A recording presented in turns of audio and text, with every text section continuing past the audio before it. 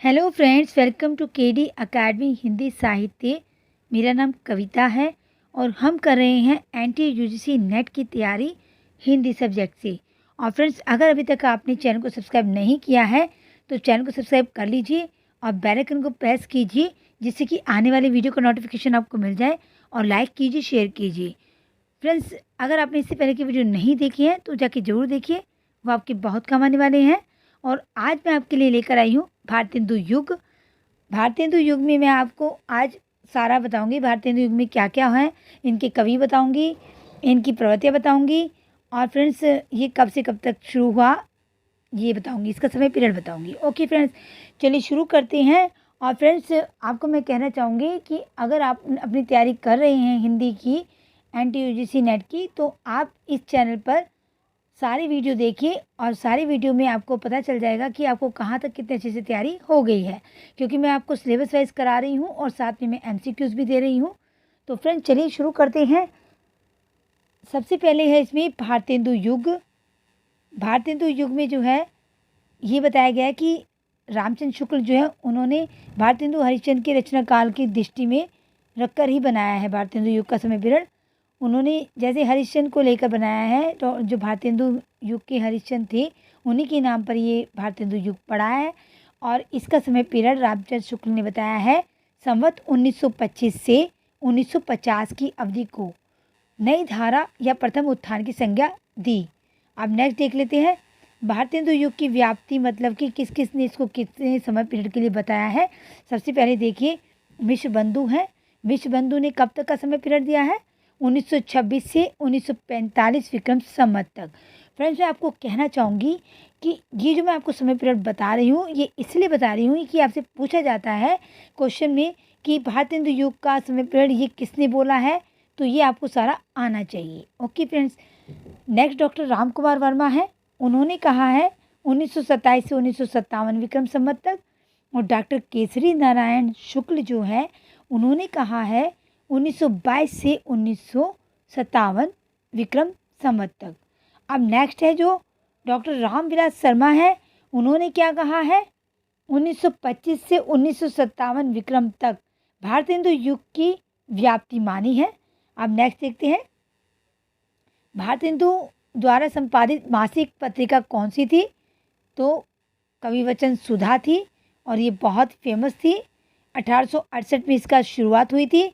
भारतेंदु युग का उदय जो है वो 1868 ईस्वी से मानना उचित है, यानी कि 1925 विक्रम संवत। अगर आप ईस्वी में जाएंगे तो 1868 और अगर आप संवत में जाएंगे तो 1925, क्योंकि संवत जो है 57 वर्ष आगे चल रहा है। अब नेक्स्ट देख लेते हैं। ये मैं आपको बता चुकी हूँ, संवत और ईस्वी में फ़र्क बताया मैंने आपको। भारतेंदु जो है उनका रचना काल जो है वो 1850 से 1885 तक का रहा है उनका। और महावीर प्रसाद द्विवेदी जो है उनकी सरस्वती का प्रकाशन किया था, उन्होंने 1903 में संभाला था महावीर प्रसाद द्विवेदी ने सरस्वती का प्रकाशन। और सरस्वती पत्रिका का प्रकाशन 1900 ईस्वी से शुरू हुआ था और 1903 में महावीर प्रसाद द्विवेदी ने उसका कार्यभार संभाल लिया था। 1850 से 1900 ईस्वी तक की जो अवधि है वो भारतेंदु युग कही जाती है। नेक्स्ट देख लेते हैं फ्रेंड्स। नेक्स्ट में है आपका भारतेंदु जी का जो है उनका जो है क्या माना जाता है? भारतेंदु जी को गद्य का जनक माना जाता है। उन्होंने गद्य की भाषा का संस्कार तो किया ही, ब्रज भाषा को भी सुसंस्कृत किया। भारतेंदु युग में खड़ी बोली व ब्रज भाषा अत्यधिक प्रसिद्ध रही। तो कौन सी भाषा रही भारतेंदु युग में? खड़ी बोली और ब्रज भाषा, ये पूछा जाता है फ्रेंड्स।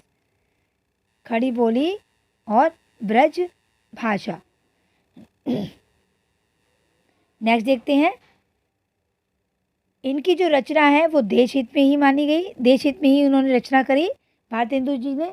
और आचार्य शुक्ल जी भारतेंदु के जो योगदान है इसमें उसके बारे में कहते हैं। ये लाइन जो है वो आचार्य शुक्ल जी ने कही है। किसके लिए कही है? भारतेंदु जी के लिए कही है। ये कही है, हमारे जीवन व साहित्य के बीच जो विच्छेद बढ़ रहा था उसे उन्होंने दूर किया। हमारे साहित्य को नए नए विषयों की ओर प्रवृत्त करने वाले हरिश्चंद्र ही हुए। अब नेक्स्ट देख लेते हैं। नेक्स्ट में है आपको जो भारतेंदु मंडल के कवि हैं वो सारे मैं नाम बताऊंगी आपको और डिटेल में भी बताऊंगी। तो सबसे पहले जो है इसमें कवि के मंडल की भारतेंदु मंडल के कवि देख लेते हैं। भारतेंदु जी के प्रभाव से उनके युग में साहित्यकारों का एक ऐसा मंडल तैयार हो गया था जिसने राज्य, विषय वस्तु, भाव व शैली की दृष्टि से भारतेंदु का अनुसरण किया। नेक्स्ट देखते हैं। इसी मंडल को भारतेंदु मंडल कहते हैं। इसके अंतर्गत प्रमुख लेखक कवि निम्नलिखित है। कौन कौन से हैं अब देख लीजिए। बद्री नारायण चौधरी प्रेमघन, प्रताप नारायण मिश्र, राधा चरण गोस्वामी, राधा कृष्ण दास। फ्रेंड्स मैं आपसे बताती हूँ ये जो पूछे जाते हैं भारतेंदु मंडल के कवि कौन से हैं, द्विवेदी युग के कवि कौन से हैं, छायावादी कवि कौन से हैं, तो आप इनको अच्छे से कर लीजिए। आपका पेपर वैसे भी बहुत नज़दीक आ रहा है और आपको वही करना चाहिए जो आपका इम्पॉर्टेंट है। तो भारतेंदु युग ये आधुनिक काल जो बहुत ज़्यादा इम्पॉर्टेंट है। अब नेक्स्ट देख लेते हैं।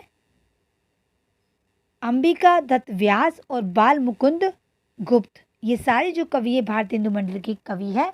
अब इनको आप डिटेल में भी देख सकते हैं। जो भारतीय में ये बद्री नारायण चौधरी प्रेमघन हैं उनकी देखिए ज़रा कविताएं कौन कौन सी हैं। युगल स्तोत्र, पितर प्रताप, भारत बधाई, स्वागत सभा, ये सारी कविताएं इन्होंने लिखी है। सारी कविताएं जो प्रेमघन सर्वस्व में संकलित है। इनके भारतेंदु के आदर्शों का पूर्ण अनुसरण करते हुए उन सभी प्रवृत्तियों को इन्होंने अपनाया जो भारतेंदु जी के काव्य में मिलती है। अब जी उदाहरण देख लीजिए इनकी कविता का। चहरे मुख पे घनश्याम से केस, इते सिर मोर पखा पहरे, जग नाय कै चेरी बनाई लियो, अरे वाह अहिरिनी तो, निर्धन दिन दिन होत है, भारत भुव सब भांति, ताही बचाई न रो, सकत निज भुज बुद्धि बल कांति। अब नेक्स्ट देख लेते हैं। नेक्स्ट में आपको प्रेमघन का ही बताया गया, अभी देख लेते हैं। अब ये देखिए प्रेमगंज जी की जो कविता है उन्होंने तदयुगीन परिस्थितियों में लिखी। जो जब जिस टाइम होता है जो कवि है वो वही परिस्थितियाँ लिखते हैं जो वो परिस्थितियाँ देखते हैं। तो आचार्य शुक्ल जी ने इसके बारे में क्या कहा है। देश की दशा को सुधार, वो राजनीति में भी फ्रेंड्स जो रुचि रखते थे प्रेमगंज जी, और आचार्य शुक्ल जी ने इनके बारे में बोला है देश की दशा को सुधारने के लिए जो राजनीतिक या धर्म संबंधी आंदोलन चलते रहे उन्हें ये बड़ी उत्कंठा से परखा करते थे। जब कहीं कुछ सफलता दिखाई देती तब अपने लेखों व कविताओं से खुशी प्रकट करते। अब नेक्स्ट देखिए प्रताप नारायण मिश्र जी हैं। ये क्या थे। ये विनोदी प्रकृति के कवि थे। कविता के क्षेत्र में इन्होंने प्रणय, व्यंजना, समाज सुधार, देशभक्ति, हास्य विनोद, इन सभी तरह की कविताएं लिखी। मन की लहर, श्रृंगार विलास, दैगल खंड, ब्रैडला स्वागत, संगीत शाकुंतल, दीवाने, बरहमन, रसखान शतक, लोकोक्ति शतक, ये सारी प्रताप नारायण मिश्र जी की हैं। अब नेक्स्ट देखिए भारतीयों की दास वृत्ति व अंग्रेजों की कूटनीति पर इन्होंने जगह जगह क्या कहा, व्यंग किए हैं। अब देखिए कैसे किए व्यंग। जन जाने इंग्लिश हमें, वाणी वस्त्र ही जोए, मिटे बदन कर श्याम रंग, जन्म सफल तब होए, निज हमारी लाते सहे, हिंदू सब धन खोए, खुले इंग्लिश पॉलिसी, जन्म सफल तब होए। अब नेक्स्ट देखिए मिश्र जी की शैली सरल, सरस व रोचक थी।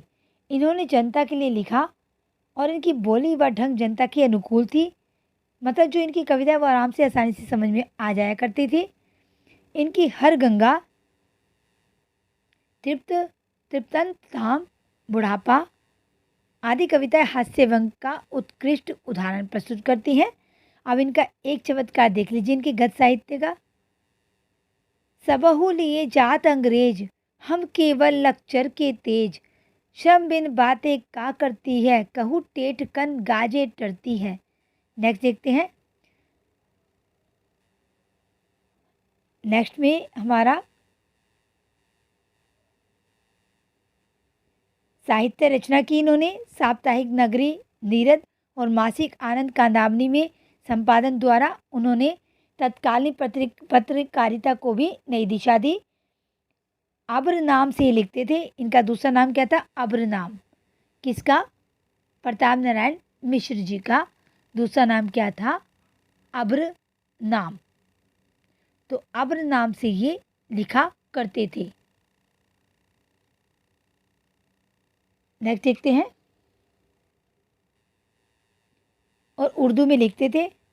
जीर्ण जनपद, आनंद अरुणोदय, हार्दिक हर्षादर्श, व्यंग महिमा, अलौकिक लीला, वर्षा बिंदु आदि उनकी प्रसिद्ध काव्य कृतियाँ हैं, जो अन्य रचनाओं के साथ प्रेम घन सर्वस्व के प्रथम भाग में संकलित है। प्रेम घन ने मुख्यतः ब्रज भाषा में काव्य रचना की, किंतु खड़ी बोली के लिए उनकी काव्य में विरक्ति नहीं थी। वे कविता में भाव गति के कायल थे। अब प्रताप नारायण मिश्र जी, बद्री नारायण चौधरी प्रेम घन थे ये। ओके फ्रेंड्स, अब नेक्स्ट जो है आएंगे प्रताप नारायण मिश्र जी आएंगे। ये मैं पहले भी आपको बता चुकी हूँ, थोड़ा सा इनके बारे में और देख लीजिए। ब्राह्मण संपादक प्रताप नारायण मिश्र 1856 से 1894 ईस्वी तक थे। इनका जन्म जो बैजे गांव, जिला उन्नाव में हुआ। पिता के कानपुर चले जाने के कारण उनकी शिक्षा दीक्षा वहीं हुई। ज्योतिष का पैतृक व्यवसाय न अपनाकर वे साहित्य रचना की ओर प्रवृत्त हुए।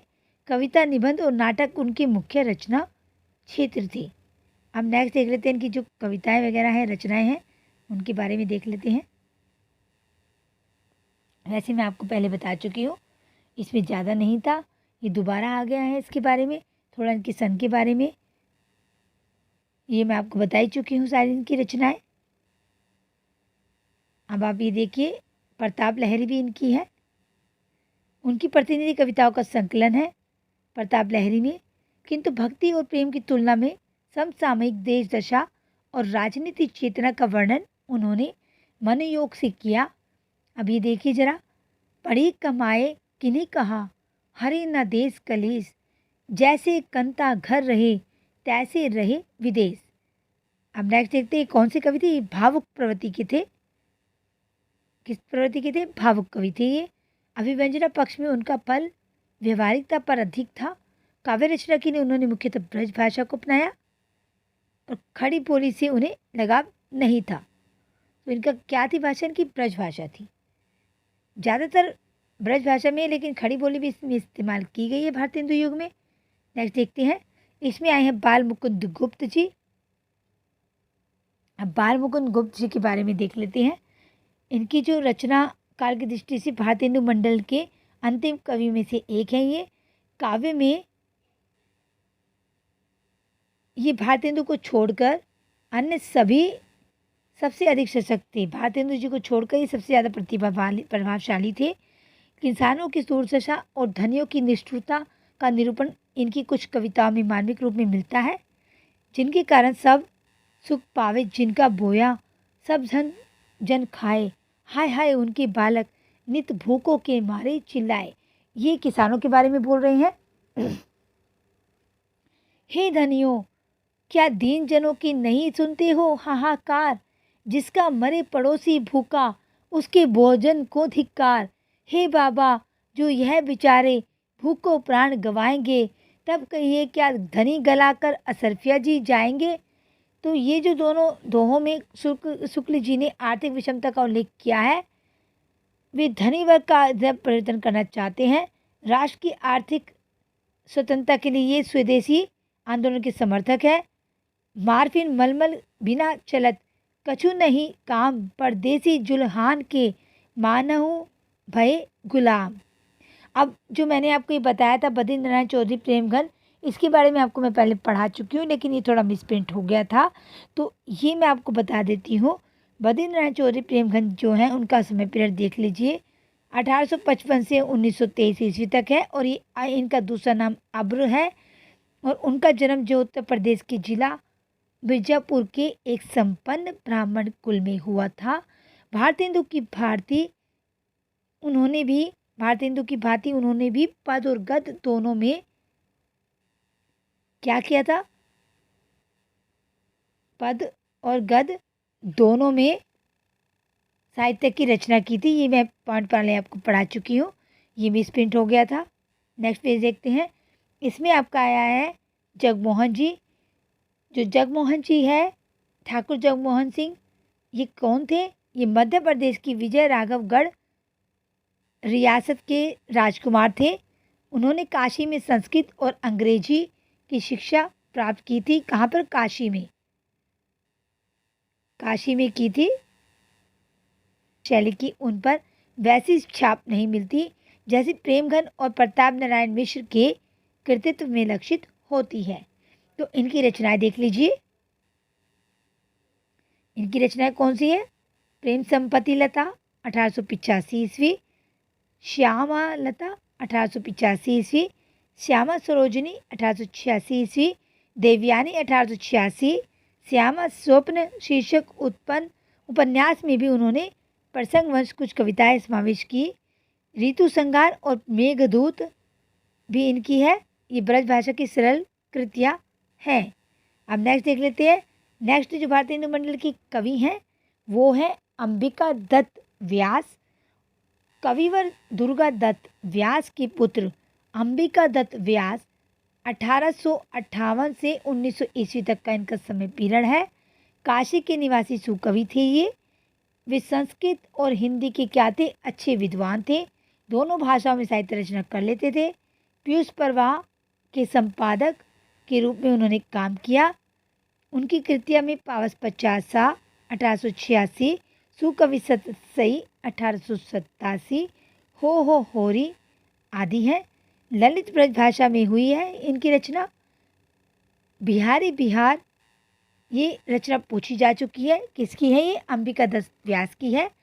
उनकी एक अन्य प्रसिद्ध रचना है, कौन सी है? जिसमें महाकवि बिहारी के दोहों का कुंडलिया छंद में भाव विस्तार किया गया है। कौन सी है? बिहारी बिहार। तो इनका जो है क्या करते थे, ये समस्या पूर्तियाँ भी इसमें उपलब्ध हो जाया करती थी। अब नेक्स्ट देख लेते हैं। नेक्स्ट है राधा कृष्ण दास जी। और राधा कृष्ण दास जी जो हैं वो भारतेंदु हरिश्चंद्र के क्या थे? फुफेरे भाई थे। राधा कृष्ण दास बहुमुखी प्रतिभा के धनी थे। कविता के अतिरिक्त उन्होंने नाटक, उपन्यास, आलोचना के क्षेत्रों में भी साहित्य रचना की। भारत बारहमासा, देश दशा, समसामयिक भारतीय के विषय में उनकी प्रसिद्ध कविताएं हैं।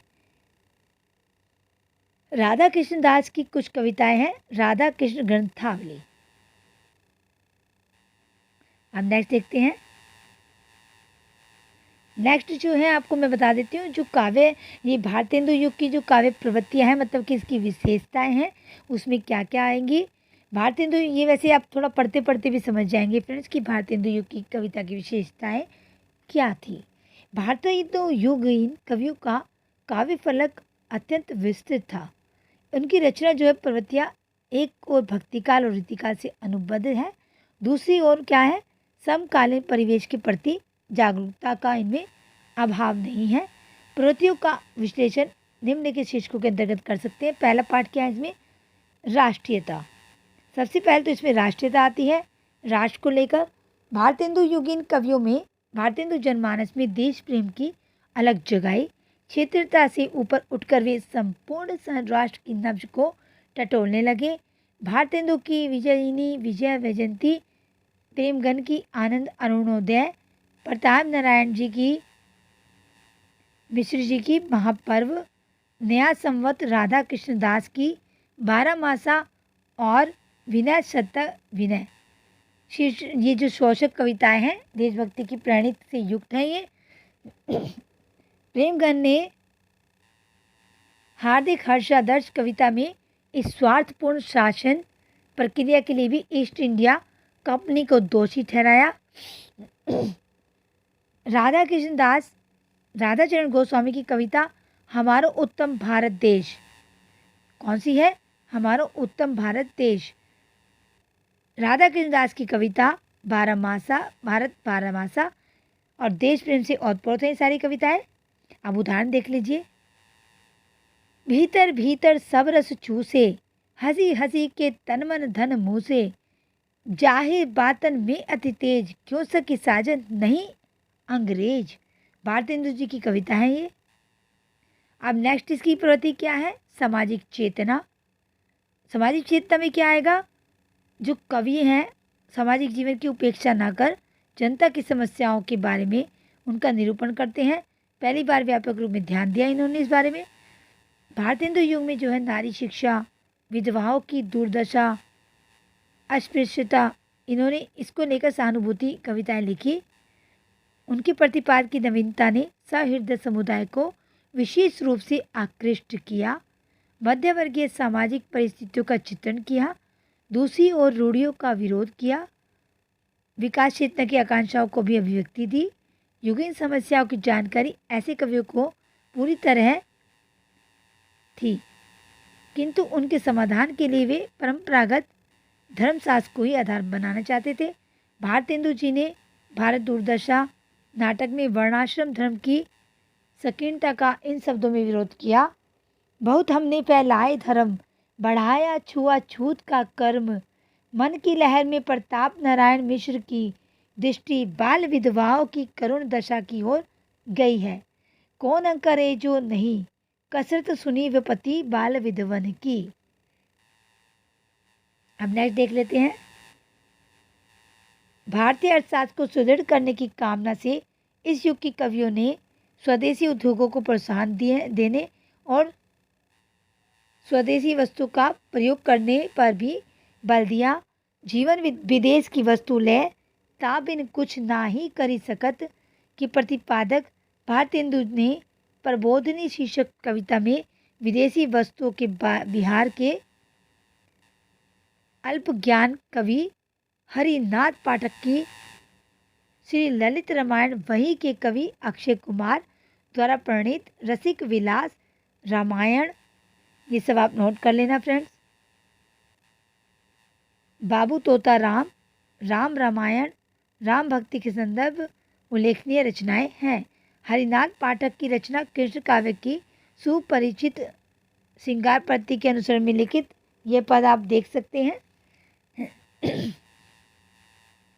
गुरु गवा बोले विपिन मेरे भोरे, सुखद सेज सोवत रघुनंदन, जनक लली संग कोरे, प्रीतम अंक लगी महारानी, सापति सुनी ढंग सोरे, वन में अवरन जागे घग, सब शब्द करत झकझोर, जन हरि नाथ समय सुखदायक, नहीं भावत मन मोरे। प्रताप नारायण मिश्र की अतिरिक्त प्राय सभी मुख्य कवि श्रृंगार वर्णन की ओर उन्मुक्त रहे हैं। भारतेंदु ने प्रेम सरोवर, आप ये नोट कर लेना, प्रेम तरंग, प्रेम फुलवारी जातन की जो कविताएं रचनाएं जो हैं प्रेम से शुरू हो रही है। श्रृंगार और विशुद्ध श्रृंगार दोनों का समावेश किया इन्होंने, भक्ति का भी किया है। अब प्रेमगन की युगल मंगल स्तोत, वर्षा बिंदु, इसी तरह की रचनाएं हैं। सौंदर्य प्रेम और विरह की व्यंजना में कहीं कहीं ये दोनों ही कवि उर्दू काव्य शैली से भी प्रभावित हुए। नक्शिक और नायिका भेद पर परंपरित शैली में काव्य रचना शैली से भी प्रभावित हुए, किंतु नक्शिक और नायिका भेद पर परंपरित शैली में काव्य रचना आयात को भारत की आर्थिक दुर्गति का मूल कारण माना गया है। भारतेंदु और प्रताप नारायण मिश्र ने समाज की पीड़ा को क्रमश किस शब्दों में कहा है, देख लीजिए। रो बहू सब मिले आ बहू, भारत भाई हा हा भारत दुर्दशा ना देखी जाई, तनहि लखियो जहम रक्षु एक दिन कंचन बरसत, तहम चौथाई जन रुखी रोटहूँ को तरसत, जहम आमन की गुठली अरु तिर छत भी छाले, ज्वार चून महम मेरी लोग परिवार ही पाले, नौन में तेल लकड़ी घासहु, पर टिकस जगे जहम चना चिरौंजी मोल मिले, जहम दीन प्रजा कहम। अब नेक्स्ट देख लेते हैं। अब इसमें नेक्स्ट भावना क्या है, इसकी प्रवृत्तियाँ भक्ति भावना है। भक्ति की भी कविता रचना की गई इसमें। निर्गुण भक्ति इस काल की मुख्य साधना है। कौन सी? निर्गुण भक्ति। कवियों के फलस्वरूप संसार की नश्वरता, माया मोह की व्यर्थता, विषय शक्ति की निंदा आदि विषयों पर जो उपदेशात्मक ढंग से विचार व्यक्त किए हैं, किंतु ब्रह्म चिंतन और हठ योग जैसे विषयों पर तो उपदेशात्मक ढंग से विचार व्यक्त किए हैं, किंतु जब ब्रह्म चिंतन और हठ योग जैसे विषयों पर काव्य रचना उन्हें अभिष्ट नहीं रही। इसके विपरीत वैष्णव भक्ति के अंतर्गत रामकृष्ण और अन्य देवी देवताओं का वर्णन अनेक कवियों का साध्य रहा। ऋतु सौंदर्य के स्थान पर कवियों ने ऋतु विशेष में नायक नायिका की मनोदशाओं के वर्णन में अधिक रुचि ली है। भारतेंदु ने सत्य हरिश्चंद्र नाटक में गंगा वर्णन में, चंद्रावली नाटिका में यमुना वर्णन किया तो है, किंतु अलंकार भाव के कारण इनमें इनकी स्वतंत्रता अनुभूति की क्षमता बहुत कुछ दब सी गई है। नेक्स्ट देखते हैं। अभी हास्य व्यंग की तो आप जानते ही हैं, हास्य व्यंग की कविताएं रचना की हैं इन्होंने भारतेंदु युग में, और जो इनका सबसे ज़्यादा योगदान है इसमें, इस दिशा में आप खुद पढ़ लेना है थोड़ा सा। अब ये देख लीजिए, इनकी जो 3 वर्ग में विभाजित किया गया है इनकी व्यंग्यतियों को, कौन कौन सी है ये? पैरोडी, स्यापा और गाली। नए जमाने की मुकरी शीर्षक से उन्होंने समकालीन सामाजिक राजनीतिक विसंगतियों को लेकर कुछ मनोहारिणी मुकरियों की भी रचना की है, जिन पर अमीर खुसरो की शैली की इन्होंने नहीं की। अब नेक्स्ट देखते हैं।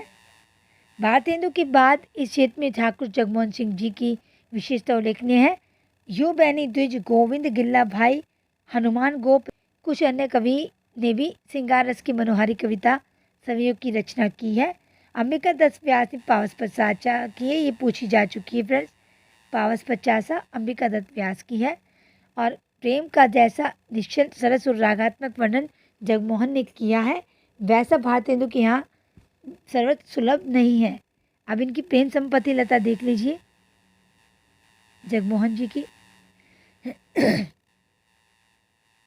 अब यो उर आवत है सजनी, मिली जारू गरे लगी क्या छतिया, मन की हरी भांति अनेकन, ओ मिली कीजिए री रस की बतिया, हम हारी अरी करी कोटि उपाय, लिखी बहू ने भरी पतिया, जगमोहन मूर्ति के बिना कैसे कटे दुख रतिया। तो ये हास्य व्यंग की थी। अब नेक्स्ट देख लेते हैं। नेक्स्ट जो लास्ट है प्रवृत्ति, और ये प्रवृत्ति प्रकृति का चित्रण है।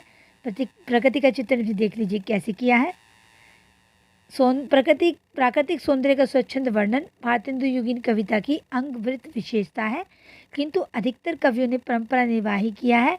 भारतेंदु कृत बसंत होली, अंबिका दत्त दास की पावस पचासा, गोविंद गिल्ला भाई की षड ऋतु, पावस पयोनिधि आदि कृतियों ने बसंत ऋतु और वर्षा काल का आलम्बनात्मक चित्रण विरल है। मुँह जब लागे तब नहीं छूटे, जाति मान धन सब कुछ लूटे, पागल करी मोहिर करे खराब, क्यों सखी साजन नहीं शराब। प्रेमघन सर्वस्व का हास्य विनोद शीर्षक प्रकरण समसामयिक स्थितियों के विनोद पूर्ण वर्णन और सज्जित उद्बोधन की दृष्टि से ध्यान आकृष्ट करता है। प्रताप नारायण मिश्र की तृप्त अंताम, हर गंगा, बुढ़ापा और ककाराष्टक शीर्षक कविताएं भी अपनी नई तर्ज के प्रसिद्ध है। अंग्रेजी शिक्षा प्राप्त नवयुवकों द्वारा भारतीय नीति रीति को त्याग कर पाश्चात्य सभ्यता का अनुकरण करने पर उन्होंने अत्यंत मार्मिक व्यंग किया है। जग जाने इंग्लिश हमें, वाणी वस्त्र रही जोए, मिटे बदन कर श्याम, रंग जन्म सुफल तब होए। तो फ्रेंड्स ये थे भारतेंदु मंडल के कवि, और उनको मैंने आपको डिटेल में भी बता दिया है। तो उम्मीद है आपका भारतेंदु युग जो कंप्लीट हो गया होगा, और आप अच्छे से इसकी तैयारी कर लीजिए। अगर आपको वीडियो में एक बार समझ में नहीं आया है तो वीडियो को आप बार बार रिपीट करके देखिए, आपको ऐसे ही चुटकियों में याद हो जाएगा फ्रेंड्स। और अगर फ्रेंड्स आपको मेरी वीडियो अच्छे लग रहे हैं तो उनको लाइक शेयर जरूर कीजिए, और चैनल को सब्सक्राइब जरूर कर लीजिए, बेल आइकन को प्रेस कीजिए, जिससे कि आने वाली वीडियो का नोटिफिकेशन आपको मिल जाए। और फ्रेंड्स तब तक के लिए बाय, जब तक कि नेक्स्ट वीडियो में मिलते हैं।